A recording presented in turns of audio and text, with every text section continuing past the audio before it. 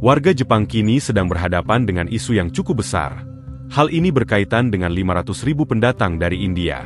Banyak warga Jepang khawatir dengan para pendatang ini, dan benar saja, ada banyak sekali isu-isu yang terjadi dari para pendatang yang ada di Jepang. Mulai dari tidak taat peraturan, hingga tidak menghormati budaya lokal di sana. Dan hal ini benar-benar disorot oleh warga Jepang itu sendiri.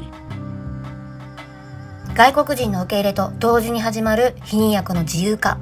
日本で移民の受け入れが加速していて、現在370万人以上の外国人が住んでいます。介護、建設、農業、多くの分野で欠かせない存在になっている。一方で、文化や価値観の違いで大きな問題が起きる可能性があると指摘されています。避妊薬がこれから誰でも買えるように自由化が進んでいます。もし移民の受け入れと避妊薬のが同時に進めば、性に関するや搾取、望まない関係のリスクが一気に高まる可能性があります。もちろん女性が自分の体を守る手段としては大きな一歩。でも教育や法整備が追いつかなければ危険性の方が大きくなる。そして親の同意がなく買えるようになるんです。移民と避妊薬、社会が大きく変わるとき、安心できる制度、そして教育が大事になってきます。Di tengah kekhawatiran tersebut, beberapa warga Jepang awalnya mulai khawatir dengan para imigran yang bekerja di sana, dan warga Indonesia yang bekerja di sana pun ikut terkena imbasnya. Namun, alih-alih protes terhadap kedatangan orang Indonesia, banyak warga Jepang justru malah dibuat takjub dengan orang Indonesia. Ya, kita semua tahu, mungkin ada beberapa kasus yang menyangkut warga Indonesia. Namun, selama ini tidak pernah ada demo dari warga Jepang yang menolak kedatangan orang Indonesia. Itu menandakan bahwa orang Jepang masih sangat menghargai orang Indonesia. Bagi orang Jepang, kita orang Indonesia justru dikenal sangat sopan, ramah dan cepat menyesuaikan diri. Kita juga dikenal mudah tersenyum dan mudah bergaul. Hal ini benar-benar disukai oleh warga lokal di sana. Contohnya saja diungkapkan oleh salah seorang bapak-bapak bernama Rikyu. Dalam sebuah video, dirinya mengungkapkan kebanggaannya menerima orang Indonesia, karena orang Indonesia sangatlah sopan dan ramah. 介護外国人材特定技能、またインドネシアから受け入れをさせていただきました。今回は男性ですね。男性は今回初めてなんですね。岩手県の八幡平市に2人配属をさせていただきました。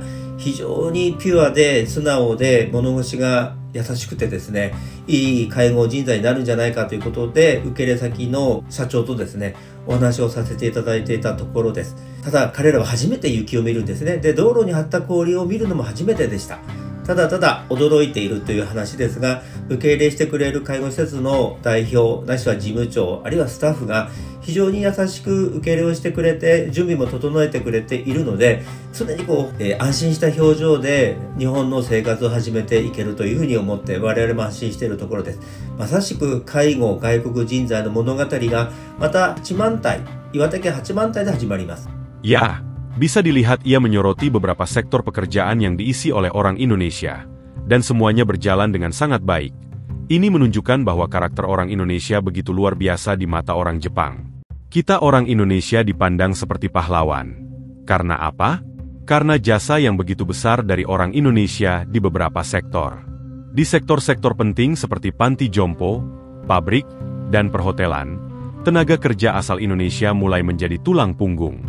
Jepang yang menghadapi krisis tenaga kerja akibat populasi menua, menemukan penolong yang tak terduga, yaitu para pemuda dan pemudi Indonesia. Tentu, hal ini adalah sebuah kebanggaan tersendiri bagi kita orang Indonesia. Kita bisa ikut merasa bangga, bahwa ternyata, karakter yang diwariskan turun-menurun oleh nenek moyang kita sangat diapresiasi oleh warga asing. Orang Jepang belajar bahwa keramahan bukan berarti kelemahan, bahwa senyum bisa lebih kuat daripada kata-kata, bahwa kebaikan hati bisa menjadi jembatan antar bangsa. Dan semua itu, mereka pelajari dari orang Indonesia. Mungkin benar, Jepang adalah negeri yang maju dan disiplin. Tapi di balik semua teknologi dan kemajuan itu, ada satu hal yang kini mereka pelajari dari Indonesia, tentang menjadi manusia yang hangat, lembut, dan penuh kasih.